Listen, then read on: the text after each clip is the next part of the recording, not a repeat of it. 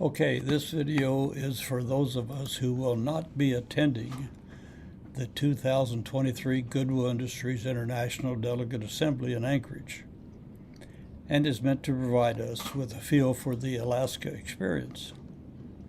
Arriving by plane puts us at the Ted Stevens Anchorage International Airport. Now, due to the location of this airport, it is almost equidistant from New York City, Tokyo, and Frankfurt. Anchorage lies within 10 hours by air of nearly 90% of the industrialized world. And now to get to the Hotel Captain Cook, which is the conference hotel. We're going to take a ride in this helicopter. It's a gimbal Cabri G2. As we take off, we can see that Anchorage is backed to the east by the majestic Chugach Mountains. It's home of the 495,000-acre Chugach State Park and some 50 glaciers. A side trip is available to delegates that are attending the meeting to fly over to the Kunik Glacier, which you will be able to visit the glacier on a livesimtours.com flight, like this flight to the hotel, later in the meeting. On that flight, the Cessna 172S will be equipped with skis so that we can land on the glacier. So here's some information about Anchorage and Alaska while we're flying over to the hotel. Alaska was incorporated as a U.S. territory in 1912. In 1959, President Eisenhower signed a special proclamation admitting the territory of Alaska into the Union as the 49th state. Now, the people in Alaska said at that time if they cut Alaska in two and made two states, then Texas would be the third largest state. It's very large. Anchorage is the largest city in Alaska by population. With almost 300,000 people in the 2020 census, it contains nearly 40% of the state's population. If you include the Anchorage metropolitan area, almost 400,000 people, it accounts for half of the state's population. It is the fourth largest city in the United States by land area, but you have to remember that land area also includes water area. Anchorage land area is 1,947 square miles, larger than Rhode Island, whose land area is 1,214 square miles. The water on the left there, kind of in front of the helicopter, is the Cook Inlet, which was named after James Cook, who in 1778 sailed here while searching for the Northwest Passage. The Cook Inlet is connected to the Gulf of Alaska on the south. Anchorage is not home to skyscrapers. The current tallest building in Alaska is the ConocoPhillips building, which stands at 22 stories.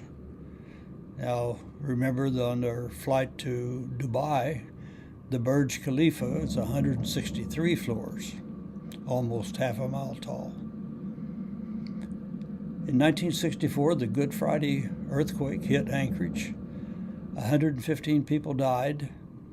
The earthquake lasted 5 minutes and measured 9.2 on the Richter scale. It is the strongest earthquake ever recorded in North America. The state capital of Alaska is Juneau. In 1974, Congress actually approved moving the capital from Juneau to here in Alaska, but voters declined to fund the construction of a Capitol building, so the move never took place. You and I will visit Juneau on another livesimtours.com flight during the Delegate Assembly.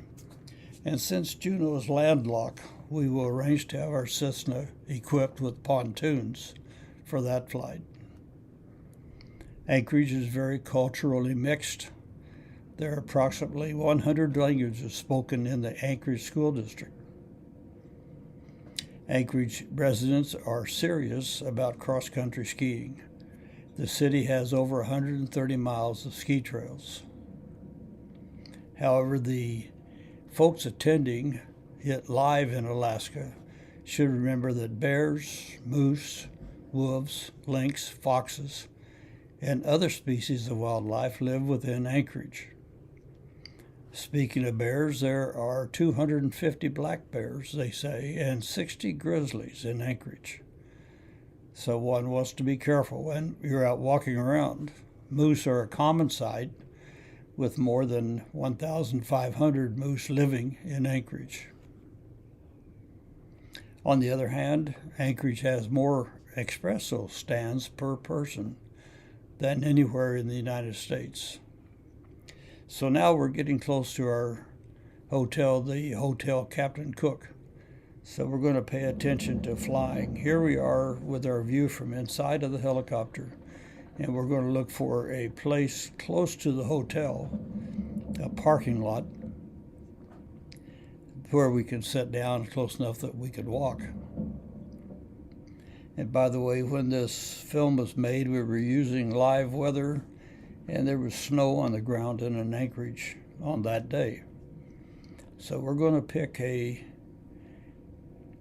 spot here to land.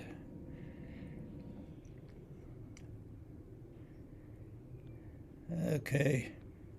Landing is, at least for me, the most difficult part of flying helicopters. That we're coming down, it's going to look like we're about to land in a tree, but then we're able to recover from that and move forward just a little bit and land in the parking lot.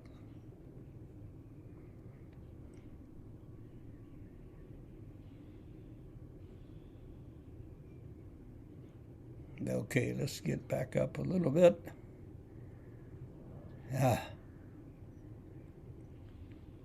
Now down.